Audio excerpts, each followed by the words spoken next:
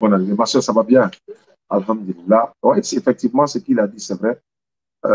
Beaucoup de personnes nous appellent pour se convertir à l'islam, pour comprendre ce que c'est que l'islam, et en même temps comprendre aussi la Bible et beaucoup d'autres choses, quoi. Parce que les gens ont tendance souvent à cacher certaines vérités aux uns et aux autres. Mais Jésus a dit, il a été clair, dans Jean 8, 32, il dit, vous connaîtrez la vérité va vous affranchir. Il dit, demandez, allez-y demander, vous allez recevoir. Allez, demandez, l'homme vous donnera, cherchez, vous allez trouver. Donc, pour devenir musulman, ce n'est pas compliqué. Voilà, surtout qu'on vient de quitter dans le mois de Ramadan, mais c'est toujours valable. La conversion n'est pas seulement dans le mois de Ramadan, c'est dans toute période de la vie de l'être humain, on se convertit à l'islam. Et la conversion à l'islam est expiation des péchés automatiques. C'est-à-dire, quand tu deviens musulman aujourd'hui, tes péchés passés sont expiés, sauf peut-être les péchés que tu vas commettre après. Mais quand tu demandes pardon sincèrement à Allah, il te pardonne tes péchés. Donc, étant donné que tu es venu pour te convertir, d'abord, sache que on ne se convertit pas à cause d'un homme ou d'une femme. Mais on se convertit par conviction personnelle. On se convertit parce qu'on est convaincu que, en embrassant la religion musulmane, j'aurai le salut garanti. Et le salut garanti du musulman est dans la Bible comme dans le Coran. Hein, il y a plein de sourates qui donnent le salut garanti du musulman. Hein, sourate 4, verset 124, sourate 43, verset 68 à 70, sourate 2, verset 82, sourate 46, verset 13 à 14, etc., etc. Donc, elle a été claire, ceux qui sont musulmans, entrez au paradis, vous et vos épouses. Donc, et il y a des chrétiens au Mali. Moi, j'ai une Bible ici, là, c'est la Bible malienne, la Bible en bambara, je peux le dire. Dans la Bible en bambara, c'est pas Jésus qui est appelé Dieu, mais c'est Allah qui est appelé Dieu. Chose bizarre. Ils pouvaient changer le nom à autre appellation, mais ils disent Allah. Hein? Yesu tarala kulukuna atala si Allah delila. Asila Allah delila. Il a passé toute la nuit à prier Dieu. Alors, dans la version française, on dit il a passé la nuit à prier Dieu. Dans le Bambara, on dit il a passé la nuit à prier Allah. Maintenant, pourquoi vous êtes chrétien et puis vous dites Allah? Oui, chose bizarre, parce que les chrétiens arabes, parce qu'il y a des chrétiens arabes, ils appellent leur Dieu Allah. Donc, les musulmans appellent Allah. Les Hébreux appellent Elohim ou bien Eloha. Mais dans la Bible française, traduction française même, Matthieu 27, 46, il est dit Eloi, Eloi, lama sabachthani. Dans d'autres versions, on voit Eli, Eli, lama sabachthani. Alors ça dit que le thème normal, c'est Allah, Allah, lama sabachthani. Ce qui veut dire mon Dieu, pourquoi m'as-tu abandonné? Donc, cela étant, toi qui veux devenir musulman, c'est à toi de poser les questions qui pourront, n'est-ce pas, t'encourager à continuer à devenir musulman ou encore à comprendre dans quoi tu veux rentrer, quoi, Inch'Allah. Comment se fait-il? On prie à son nom et puis on est exaucé. Effectivement. Jésus a été clair dans la Bible. Dans Matthieu 24, verset 24, il dit il y aura des faux prophètes, des faux Christ. Ils feront des grands miracles, des prodiges. S'il était même possible de séduire, même les élus.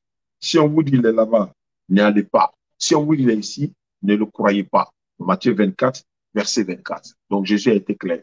Donc cela étant, si les miracles sont faits au nom de Jésus, on doit se poser la question maintenant.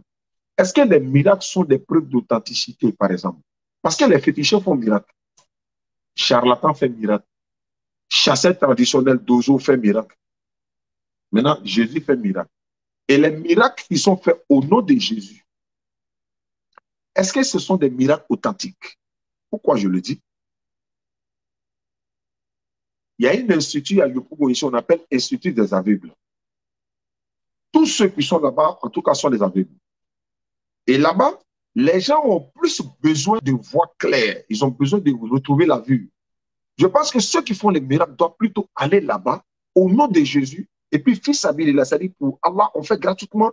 On va à l'institut d'aveugle, on donne la vue à tous ceux-là, le recouvrement de vue à tous ceux-là. Et ça serait un grand miracle. Ça fait un. Secondo, quelqu'un que on fait un miracle, par exemple, il n'a jamais vu clair, il n'a jamais vu, hein, il ne voyait pas depuis sa naissance. Et puis on dit, bon, on vient de lui faire retrouver la vue tout de suite, par miracle extraordinaire.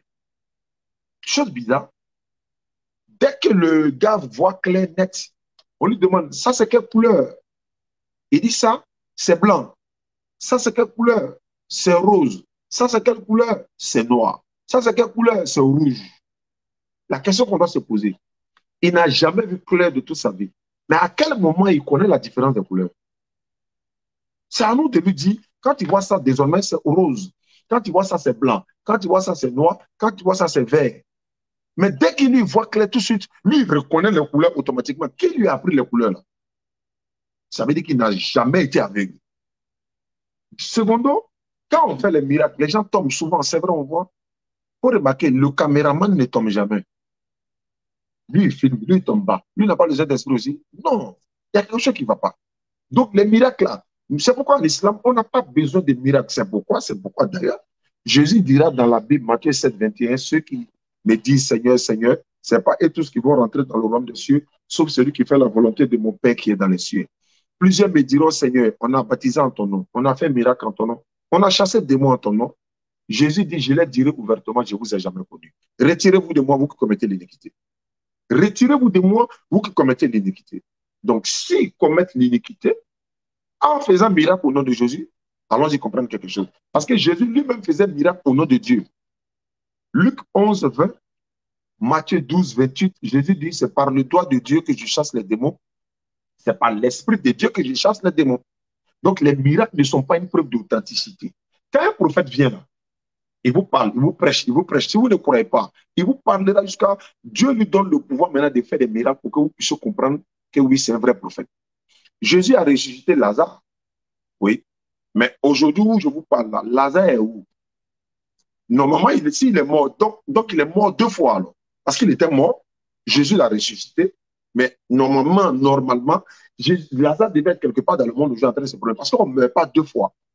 Mais Jésus, il fait le miracle pour opérer le miracle devant les gens. Et puis après, Lazare se recouche en même temps.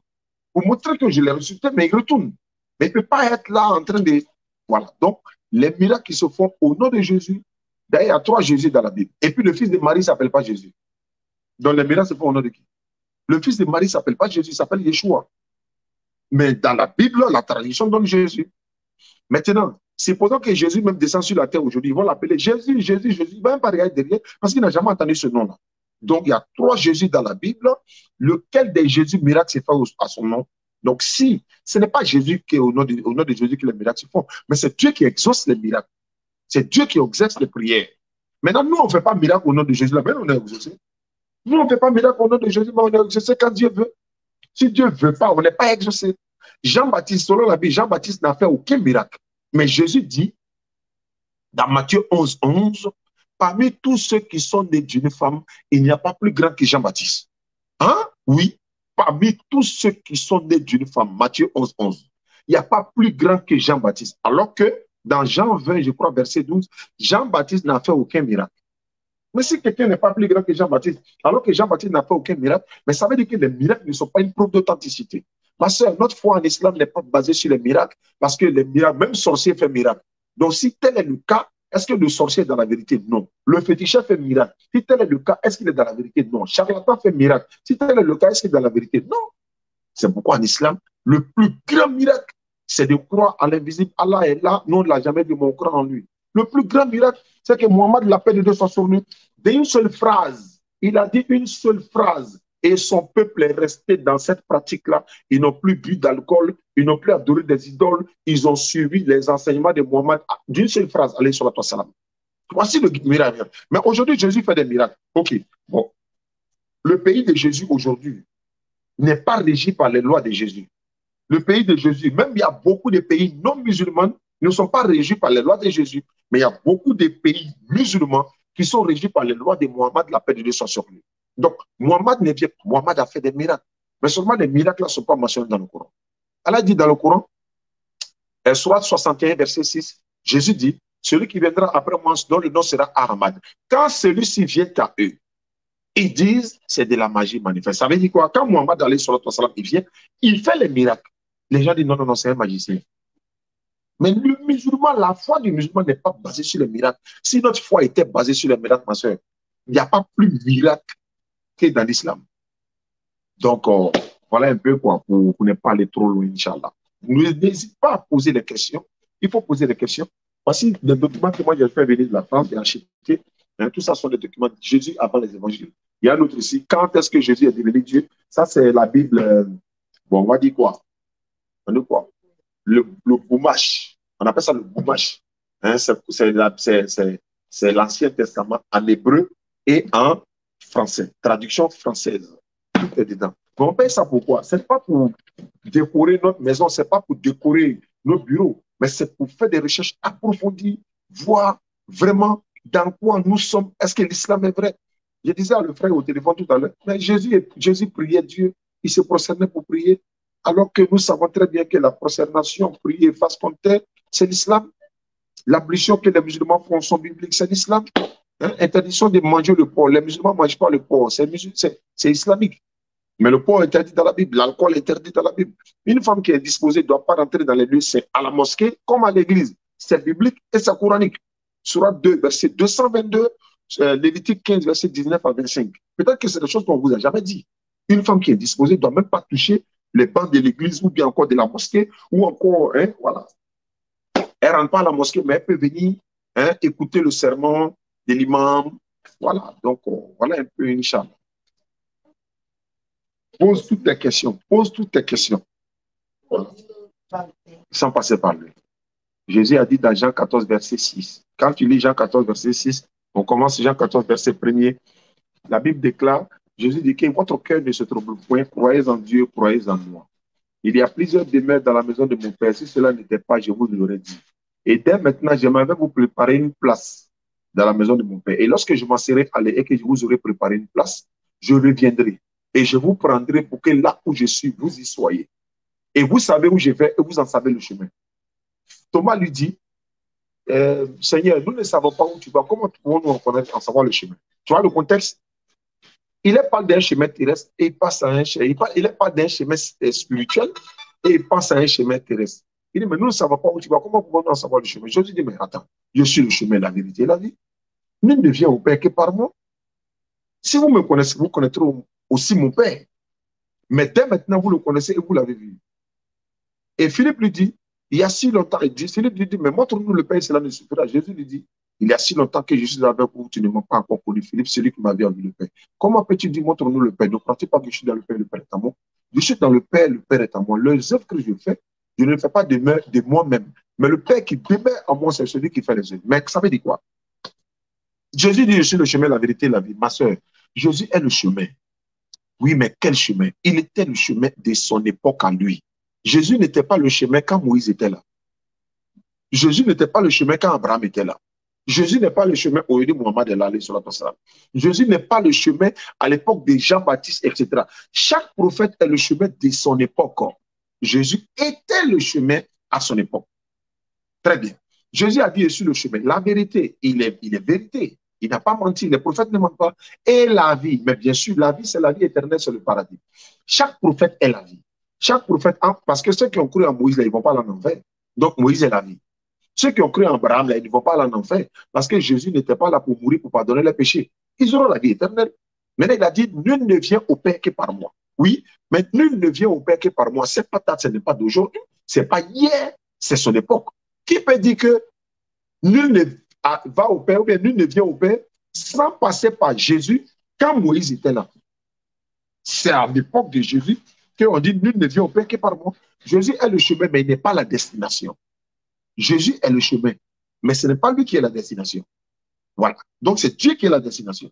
Donc Jésus, quand il dit je suis le chemin, il dit à plus quand il dit celui qui m'a vu a vu le Père. Ma soeur, quand on voit Jésus, on voit Dieu. Mais celui qui tue Jésus ne tue pas Dieu. Mais celui qui voit Jésus... Non, en fait, ça veut dire quoi? Il est le représentant de Dieu. Tu vois, quand tu vois l'ambassadeur d'un pays, tu vois le président de ce pays-là. C'est pareil. Jésus a dit, celui qui vous écoute, m'écoute. Celui qui vous rejette, me rejette. Celui qui me rejette, me rejette. Celui qui m'a envoyé. Celui qui me reçoit, reçoit. Non pas moi, mais celui qui m'a envoyé. Jean chapitre 12, verset 44, Jésus s'était écrié pour dire, celui qui croit en moi, croit non pas en moi, mais en celui qui m'a envoyé. Donc, quand on voit Jésus, on voit Dieu qui l'a envoyé. Quand on croit en Jésus, on croit en Dieu qui l'a envoyé. Les prophètes sont les porte-parole de Dieu. Les prophètes ne sont pas Dieu. Ils ne sont pas l'incarnation de Dieu. Ils sont peut-être la manifestation parce que Dieu se manifeste aux prophètes, mais il ne s'incarne pas en eux. Incarnation, c'est prendre le corps. C'est-à-dire que Jésus est là comme le fourreau, Moïse est là comme le fourreau, et puis Dieu est dedans. Donc, quand tu attrapes Moïse comme ça, Dieu est dedans, tu l'as attrapé, Dieu ne peut plus sortir. Mais une fois que tu as tué Moïse, Dieu aussi est mort, alors que Dieu ne peut pas mourir. Voilà. Donc, c'est l'explication qui est là. C'est facile à comprendre.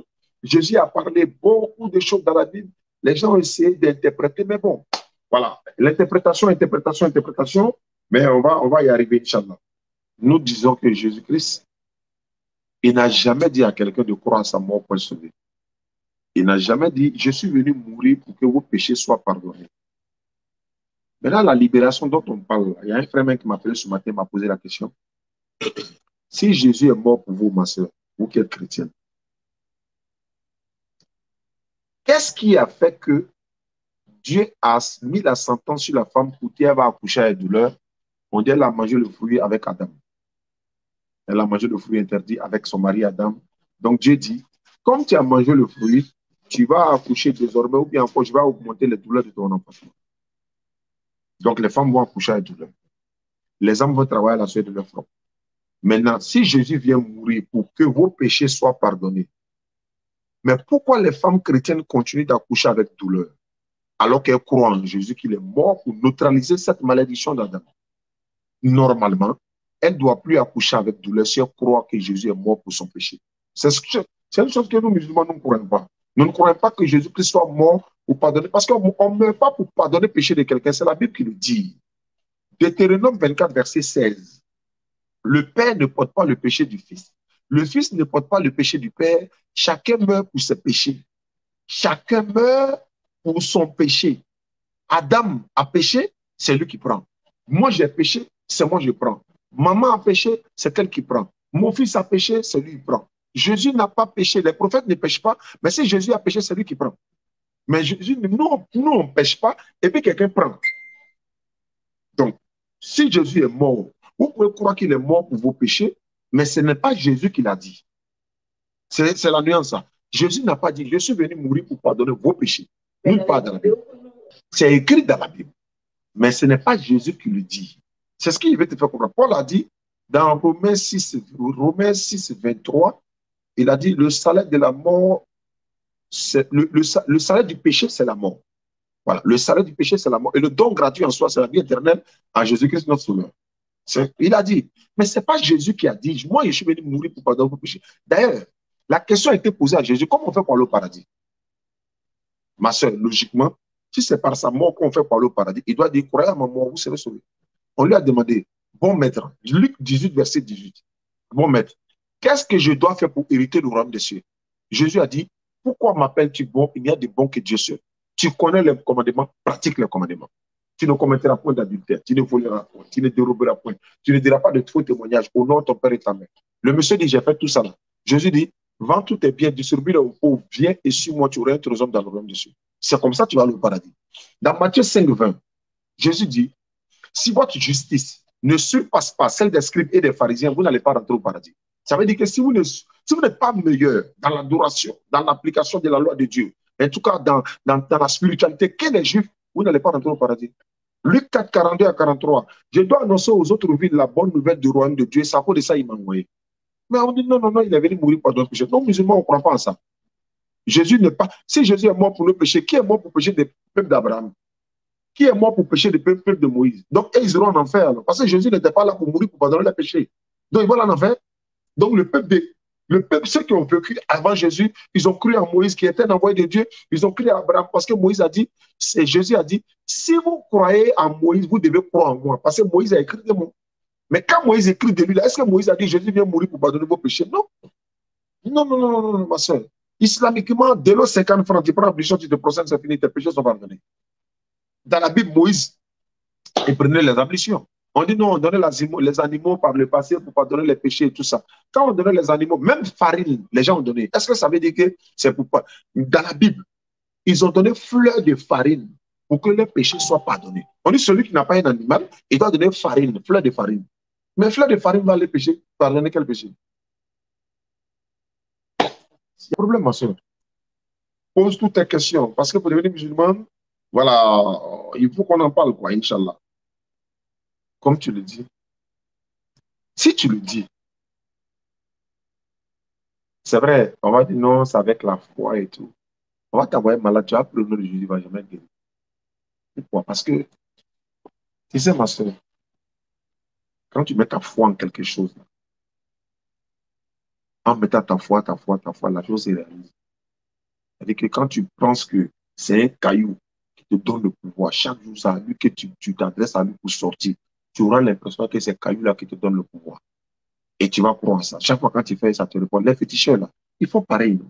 Est-ce que, est-ce que quand le féticheur tombe malade là, c'est le fétiche qui le guérit? Le féticheur peut être là. On vient voler son fétiche. Fétiche là même, c'est même pas qu'on l'a volé.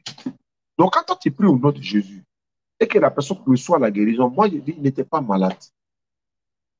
Parce que, regarde, par exemple, la Bible dit, c'est lui, Jésus, qui a crié, pleuré à celui qui pouvait le sauver de la mort et il a été exaucé.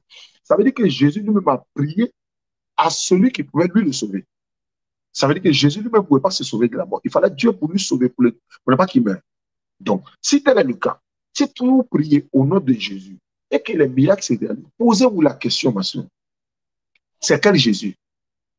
Le fils de Marie ne s'appelle pas Jésus. Maintenant, c'est qui? C'est ça le problème. C'est quel Jésus? C'est qui? Moi, je ne sais pas. Il est là, oui, mais c'est qui? Il y a un documentaire qui passe sur les réseaux sociaux. Il y a un Américain qui a pris des images de Jésus qu'on voyait dans les églises et dans d'autres endroits. Il a montré les deux. Il dit, c'est pas Jésus, c'est pas Jésus, c'est pas Jésus. D'ailleurs, au nom de Jésus que tu pries, et puis un miracle là, c'est le vieux baboulet là, non? Lui qui est de Patmos là. Et c'est lui qui est Jésus. Donc, c'est pas lui. Mais c'est quel Jésus alors? Voilà le problème. Il y a un Jésus en Côte d'Ivoire. Il y en a plusieurs. Il y a Christ Amaya qui dit, elle est Jésus, la réincarnation de Jésus-Christ. Le vieux a dit, lui aussi, il est Jésus-Christ. Et puis, il allait plus loin, il est Dieu même. Bon, si, à ce niveau-là, donc, Kakou Philippe, Martin qui dit, lui, son Dieu, c'est Jésus-Christ, et qui dit, Jésus est Dieu, là.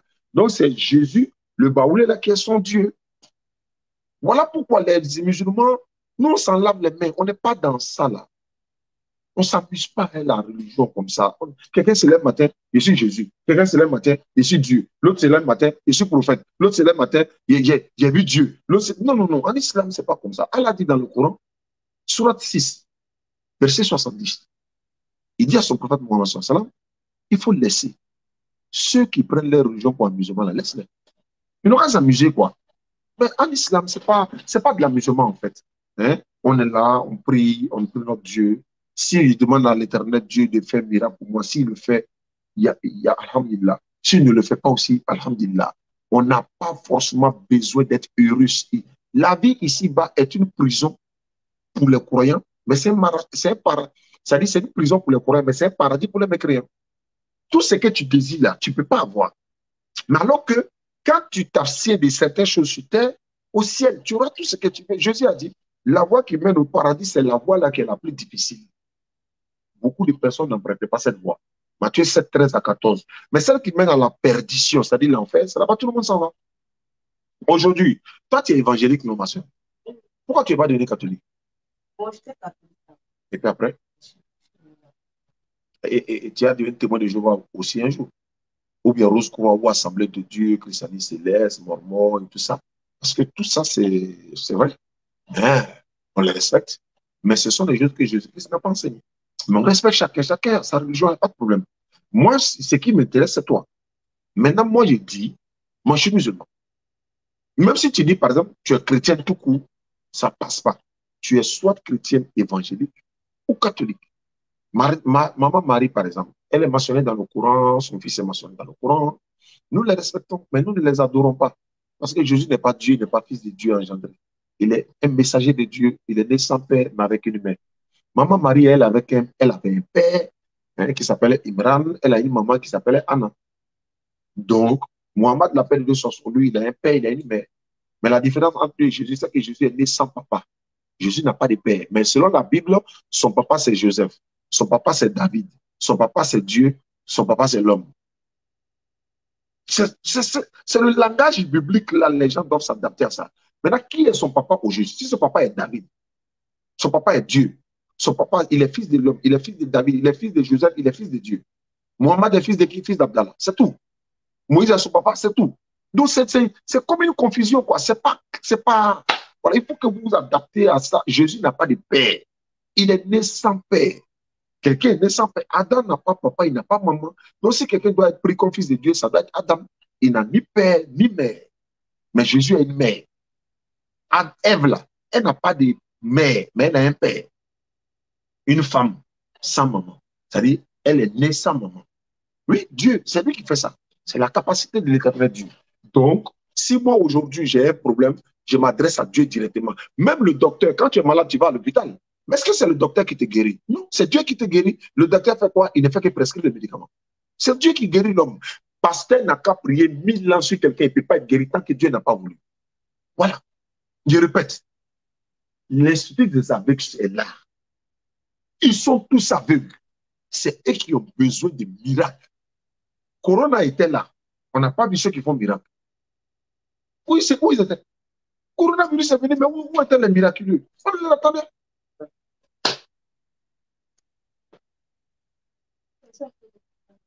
Oui, vas-y, ma soeur. Tu rentres dans une religion où tu dois comprendre beaucoup, beaucoup de choses. Donc, c'est extrêmement important pour que tu poses toutes les questions que tu veux. Moi, je suis là pour répondre à ça parce que le salut il est personnel, comme je l'ai dit. Le salut est personnel. Personne ne meurt pour pardonner le péché de l'autre. Bon, si on dit par exemple les musulmans vont en enfer, le problème là, ok, donnez la preuve. C'est tout ce qu'on demande. La preuve simplement. Pourquoi ils font des miracles? Parce que eux croient en Jésus. Donc ça fait que nous, maintenant pour les sacrifices, on dit d'aller voir les marabouts, tuer les moutons, tuer l'homme. Voilà. Les trucs puissent être exaucés et tout ça, ok. C'est ce qu'ils disent. Ok. Maintenant, moi, je veux savoir, les Arabes, là, ils ont fait quel sacrifice pour devenir riches, pour avoir les puits de pétrole partout? C'est un sacrifice aussi. Ils ont les puits de pétrole, ils sont riches, fatigués. En fait, même les Libanais, c'est des grands commerçants. Quand un Libanais arrive en Côte d'Ivoire, les autres frères s'associent pour ouvrir un magasin pour lui, ainsi de suite, ainsi de suite, ainsi de suite. Il n'y a pas de secret dans le Coran, à ma connaissance. Allah n'a rien caché. Il faut être vertueux. Allah dit, éloignez-vous de la fornication. Vous allez être purifié, beaucoup de choses. Ça dit les interdits de Dieu là. Éloigne-toi simplement. Tu verras ta prospérité et tout ça. Mais les gens interprètent tout ce qu'ils veulent faire comprendre aux gens. Mais attends, on n'a pas besoin d'être riche pour être heureux. On peut ne pas être riche, mais on est heureux. Oh là, il y a des milliardaires, ils ont de l'argent, mais ils ne sont pas heureux. Alors que nous, on n'a rien, mais on dit, alhamdoulilah, on est heureux, on a la paix du cœur et tout ça. Maintenant, quand on dit non, on tue les moutons, machin, non, bientôt dans ta basket, on va tuer le mouton. Ce n'est pas pour pardonner nos péchés, ce n'est pas pour faire quoi que ce soit, ni rite, quoi que ce soit, non. C'est pour commémorer l'acte d'Abraham, simplement. Et puis quand on tue le mouton, on donne la viande aux pauvres, aux nécessités, aux voisins. Non. En fait, ils confondent Djoula et musulman. Beaucoup de nos soeurs Djoula, de nos mamans Djoula, de nos tontons Djoula, ils avaient l'habitude de faire ça. Certains continuent même de le faire dans certains pays. Mais avec l'évolution, ils ont commencé à comprendre que c'est pas ça là qui peut t'aider. Chez un féticheur que toi, tu t'en vas là, il est dans case, il est dans cabane, il n'a pas l'argent. Lui, il est plus galère même que toi. Lui va te rendre riche comment? Et puis, c'est pas là-bas on devient riche. Si tu t'en vas là-bas et que tu deviens riche là, tu as fait la sorcellerie. C'est pas de l'islam, mais tu as fait la sorcellerie. Parce qu'ils vont te demander des choses qui n'auraient rien à voir avec l'islam. Le sang, cori, cola, mélanger bonorou, c'est sorcellerie. C'est pas islam. Tant que les gens ne font pas la différence entre ces choses et l'islam, là, ça va toujours les mélanger. Mais c'est vrai qu'on va vous enseigner ça à l'église. Mais bon, c'est pourquoi nous, on sort dehors devant les gens. Venez nous poser la question de savoir. Ce que vous voulez savoir, là, venez. Si c'est voilà le Coran, montrez-nous. C'est Allah même qui interdit ça dans le Coran, sur 590. L'alcool, les jeux de hasard, les pieds dressés, les fétichismes, les charlatans. Allah dit c'est l'œuvre du diable. Surat 5, verset 90. Tout le monde peut vérifier. Il y a beaucoup de choses que vous devez savoir. Vraiment, c'est pour ça que nous aussi, là, la prédication est importante. On ne peut pas rester là comme ça. sans prêcher, sans enseigner les gens dans les vidéos, etc., pour que les gens puissent comprendre. C'est ça nous on fait. Hein. Parce que ça aussi, on ne va pas laisser. Les gens ont compris que oui, il y a beaucoup de choses qui sont en train de, hein, l'intérêt de certaines personnes en train de baisser, mais ils essaient de dire, ouais, ce que vous faites là, c'est pas bon, arrêtez. Pendant ce temps, ils dénigrent l'islam en cachette là-bas. Non, c'est les féticheurs, c'est les marabouts, c'est les charlatans. Ça n'a rien à voir, ma soeur. Ça n'a rien à voir du tout, du tout, du tout. Ça, c'est un petit problème. Chez nous, il y a ce qu'on appelle la rukia. La rukia, c'est la lecture du Coran sur des personnes. Il y a des gens spécialisés pour ça. Mais tranquille. Allô? Welcome salam wa rahmatullahi wa barakatuh. Je suis en direct. Vous pouvez me rappeler?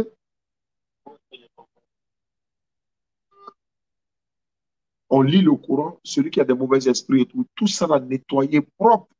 Il y a des spécialistes pour ça. On appelle ça la rukia. Le Coran guérit, la guérison par le Coran. Islamiquement, il y en a. Nous n'avons pas besoin d'aller. Tu vas souvent même, beaucoup d'hommes sont couru aller chez certains hommes de Dieu pour aller se faire guérir. Mais on sait comment c'est terminé. Je ne les dénigre pas, hein, mais on sait comment ça s'est terminé. Mais alors, certains, mais les maladies sont revenues, etc., etc. Mais non, c'est Dieu seul qui guérit. Quand on est malade, on va à l'hôpital. On paye feuille de palu, on met dans la marmite, on prépare, on boit, on se rétablit. Quand il y a des maladies spirituelles, tu vas voir les hommes de Dieu musulmans, c'est le Coran, il lit, il ne prie pas au nom de Jésus. C'est les anges. Dina, c'est les génies. Bon, parmi les génies là, et tous ne sont pas démons, et tous ne sont pas mécréants. Il y a des croyants dedans et puis il y a les mécréants dedans. Ceux qui sont mécréants font le mal, ceux qui sont croyants font le bien. Ce sont des esprits, ce sont des créatures de Dieu. Il y a les génies et puis il y a les anges. La Bible même, je n'ai pas encore vu le mot génie dans la Bible, mais j'ai vu Satan, démon, etc. Voilà. Non, non, non, ils ne font pas. Ça dit qu'ils peuvent faire. C'est pourquoi islamiquement, là, même dans la Bible, on dit que la femme doit se voiler à cause des anges. La femme doit avoir sur la tête une marque d'autorité dont elle dépend. À cause des anges, la femme doit se voiler. Donc, si tu es voilé, c'est une protection. C'est pourquoi on demande aux femmes musulmanes de ne pas se laisser dénuder comme ça. Les corps sont disponibles. Toi, non, c'est pas islamique, quoi. C'est pas bien. C'est pourquoi beaucoup de mauvais esprits sont derrière les filles, les personnes qui se lèvent 3 heures du matin, ils traversent la cour, hein, pour aller dans les toilettes, pour revenir, des habits décolletés, tout ça. Elles sont dénudées. C'est pas bien. Islamiquement, c'est pas bien. La nuit, là, les esprits mauvais, les esprits mauvais se promènent partout dans la nuit. Mais toi, il voit quand il va te faire, hein, il tombe amoureux de toi, c'est fini. Non, j'ai mari de nuit, j'ai femme de nuit, j'ai mari de nuit, j'ai femme de nuit. Je ne comprends pas, je ne comprends pas. Mais c'est comme ça. Il faut prendre des précautions. Il faut prendre des précautions. Il faut lire le Coran matin avant de sortir, quelque sourate, n'importe quelle sourate du Coran, tu peux lire. Avant de sortir le matin, il faut faire règlement tes ablutions, etc., etc. C'est ça l'islam. Tu vas dans les toilettes, chaque fois que tu vas aux toilettes, il faut refaire tes ablutions. Ça va besoin, ça va forcément, quand on doit aller prier, on fait les ablutions. À tout moment, un homme spirituel doit être même en ablution à tout moment. C'est protecteur aussi, quoi. C'est vrai, c'est Dieu qui protège, mais il nous donne, hein, des manières aussi plus simples, quoi. Voilà. Donc, c'est ça aussi l'islam. Tu auras, mais surtout, regarde nos vidéos. Faut t'abonner. Ah, faut t'abonner, faut regarder nos vidéos. Les vidéos vont faire le travail. Et puis, en plus, on peut t'ajouter dans le groupe WhatsApp des convertis pour t'apprendre à prier, à, voilà, à comprendre beaucoup d'autres choses sur l'islam, quoi, Inch'Allah. Qu'Allah facilite.